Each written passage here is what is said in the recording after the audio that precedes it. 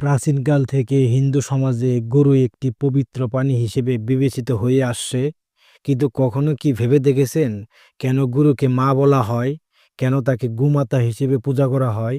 আজ আমরা জানব হিন্দু ধর্মে গরুর পবিত্রতার মূল কারণগুলো। প্রথমত, হিন্দু ধর্মে বিশ্বাস করা হয় গরুর শরীরে ৩৩ কোটিরও বেশি দেবতা বাস করেন। বেদে বলা হয়েছে গাভী বিশ্বস্য মাতর, অর্থাৎ গরু হলো বিশ্বের মাতা। এই বিশ্বাস থেকেই গরুকে গোমাতা বলা হয়। গরুকে পূজা করা মানে সকল দেবতাকে সম্মান জানানো। ঋগ্বেদে গরুকে বলা হয়েছে অঘন্যা, যার মানে যাকে কখনো হত্যা করা যাবে না। শাস্ত্রমতে গরু ধন, ধর্ম, শক্তি, জ্ঞান ও বৈরাগ্যের প্রতীক। দ্বিতীয়ত, ভগবান শ্রীকৃষ্ণ ছিলেন গোপাল, অর্থাৎ গরুর রক্ষক। তিনি গরুকে চড়াতেন, আদর করতেন এবং বলতেন গরু হচ্ছে তার পানের ধন।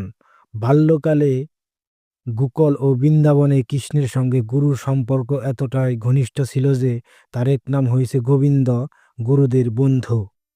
এই কারণেই কৃষ্ণ ভক্তরা গরুকে ভগবানের অবিচ্ছেদ্য অংশ হিসেবে দেখে থাকেন। তৃতীয়ত, গরু শুধু ধর্মীয় দিক থেকে নয়, বাস্তব দিক থেকে অত্যন্ত গুরুত্বপূর্ণ। গরু আমাদের দেয় দুধ, যা দই, ঘি, ছানা ইত্যাদি উৎস। এইসব উপাদান শুধু খাবার হিসেবেই নয়, পূজার সময়েও অপরিহার্য। এছাড়া গরুর দুধ, দই, ঘি, গোবর ও মূত্র, এই পাঁচটি মিলে গঠিত হয় পঞ্চগব্য, যা হিন্দু ধর্মীয় আচারে শুদ্ধিকরণের জন্য ব্যবহার হয়। গরুর গোবর দিয়ে ঘর লেপা হয়, যা পরিবেশকে বিশুদ্ধ রাখে। গরুর মূত্র আয়ুর্বেদিক চিকিৎসায় ব্যবহৃত হয়। চতুর্থত, প্রাচীন ভারতে গরু ছিল কৃষকের প্রধান সহায়ক। গরু দিয়ে জমি চাষ করা হতো, মালপত্র বহন করা হতো। এমনকি আজও বহু গ্রামে গরুর উপর নির্ভর করেই জীবিকা চলে। গরু পরিবেশ বান্ধব, নিরীহ এবং কখনো কাউকে আঘাত করে না। এই সহানুভূতিশীল স্বভাবই হিন্দু ধর্মের অহিংসা নীতির সঙ্গে পুরোপুরি মিলে যায়। পঞ্চমত, গরু আমাদের খাদ্য দেয়, সেবার সুযোগ দেয়, কিন্তু বিনিময়ে কিছু চায় না। এই নিঃস্বার্থ দানের মনোভাবই গরুকে মাতার মর্যাদা দিয়েছে। শাস্ত্রে বলা হয় গোমাতার সেবা মানেই ধর্মসেবা।